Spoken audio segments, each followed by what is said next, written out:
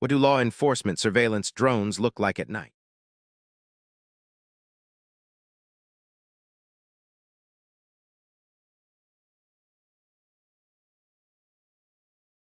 In some cases, drones might have small navigation lights, usually red or green, but these are dim and positioned to minimize visibility from below. These lights help avoid collisions with other aircraft, complying with aviation safety rules. However, their low brightness ensures the drone remains mostly invisible to people on the ground.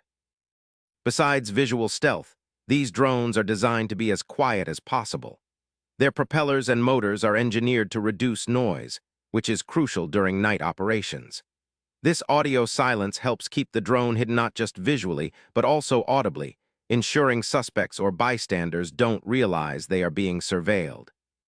Subscribe for daily answers to questions you didn't know you had.